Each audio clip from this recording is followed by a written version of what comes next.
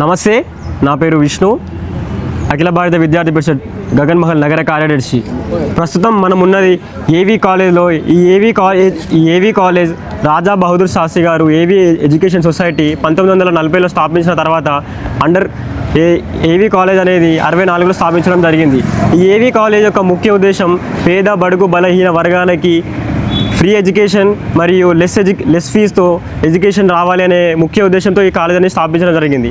7 ఎకరాల 13 గుంటలతో ఉన్న ఈ కాలేజ్లో అనేకమైన గొప్ప వారు ఈ కాలేజీలో చదువుకోవడం జరిగింది. అంతవరకు కాలేజు మంచిగా రన్ అవుతున్న కాలేజీలో గౌతమి రెడ్డి అనే ఒక వ్యక్తి రావడంతో కాలేజీలో అనేకమైన అవకతవకలు జరగడం జరిగింది. దాదాపు ఒక దశాబ్దం పాటు అనేకమైన స్కామ్లు, అనేకమైన అవకతవకలు జరగడంతో కాలేజ్ అల్లకల్లోలమైంది. ప్రస్తుతం ఉన్న మన సీఎం రేవంత్ రెడ్డి కూడా ఇదే కాలేజీలో చదువుకుంటూ రేవంత్ రెడ్డి చదువుకునే కాలేజీలో ఈ దుస్థితి ఉంటే మిగతా 65 ఎయిడెడ్ కాలేజీల పరిస్థితి ఏంటో మనం ఇంకొకసారి ఆలోచించవలసిన విషయం ఇది. ఏదైతే జీవో నెంబర్ 35 ఉందో అది రద్దు చేయడం వలన గవర్నమెంట్ లెక్చరర్లు కూడా ఏవీ కాలేజ్ ఏదైతే కాలేజీలు ఉన్నాయో వాటికి వచ్చి మళ్ళీ వాళ్ళు శిక్షణ పొందడం జరుగుతుంది. ఈరోజు ఏవీ కాలేజ్ విద్యార్థుల తరఫున మేము అడిగే ఒకే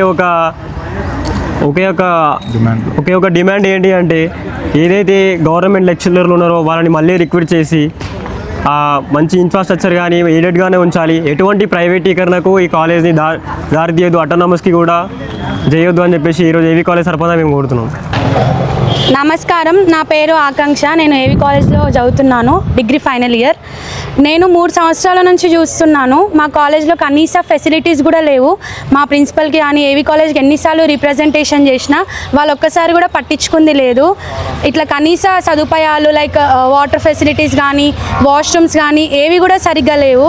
ఇట్లాంటి మన సీఎం రేవంత్ రెడ్డి గారు చదువుకున్న కాలేజ్లోనే ఇట్లాంటి ఇబ్బందులు ఫేస్ చేస్తుంటే వేరే కాలేజ్లలో ఎట్లుంది? ఇదంతా గత ప్రభుత్వం చేయడం వల్ల జరిగింది. మేము ఏం కోరుతున్నామంటే, ఈ ఇయర్ రేవంత్ రెడ్డి గారి ప్రభుత్వం పట్టించుకొని మా గురించి మా కాలేజ్ని ప్రైవేట్ ఎయిడెడ్గా కానీ లేదా గవర్నమెంట్ కాలేజ్ కానీ నడిపించాలని చెప్పి మేము కోరుకుంటున్నాం. ఇదంతా మా విద్యార్థుల యొక్క కోరిక. నమస్తే అందరికీ, నా పేరు శశి. నేను ఇదే ఏవీ కాలేజ్లో డిగ్రీ చేస్తున్నాను. ఏబీవీపీ కాలేజ్ ప్రెసిడెంట్ని. గత కొన్ని సంవత్సరాలుగా చూసుకుంటూ ఉంటే మన కాలేజ్లో అనేక ఉద్యమాలు చేపడుతున్నారు ఈ కాలేజ్ విద్యార్థులు. ఎన్ని ఉద్యమాలు చేసినా కానీ ఏ ఒక్క ప్రభుత్వం నుంచి ఎట్లాంటి రెస్పాన్స్ అయితే లేదు.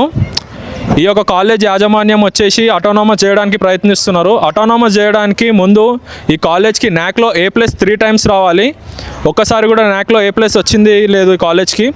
ఇంకొకటి, ఈ యొక్క కాలేజ్ భూమి అనేది 99 సంవత్సరాలు లీజుకి ఇవ్వడం జరిగింది. అట్లా లీజుకి ఇచ్చిన భూమిని వీళ్ళకున్న రాజకీయ పరిచయాల వల్ల, వీళ్ళకున్న అహంకారం వల్ల దాన్ని అతలాకుతలం చేసి అమ్ముకుందామని చూస్తున్నారు.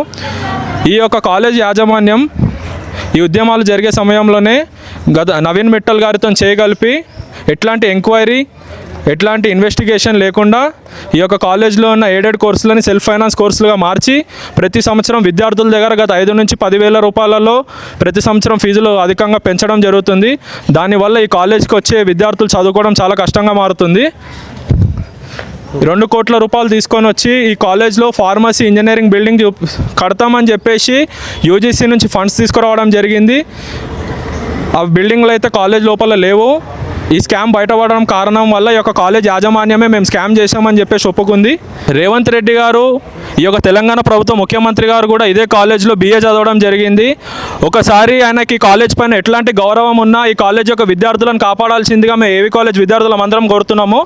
లేదంటే గుర్తుపెట్టుకో రేవంత్ రెడ్డి, గత ప్రభుత్వంకి విద్యార్థులకు అన్యాయం చేయడం వల్లనే బీఆర్ఎస్ ప్రభుత్వం అనేది గద్దె దిగింది. ఇదే విధంగా విద్యార్థులని పట్టించుకోకపోతే కాంగ్రెస్కి కూడా వచ్చే 5 సంవత్సరాల తర్వాత ఇదే గతి పడుతుందని విద్యార్థులు అందరూ కోరుతున్నారు.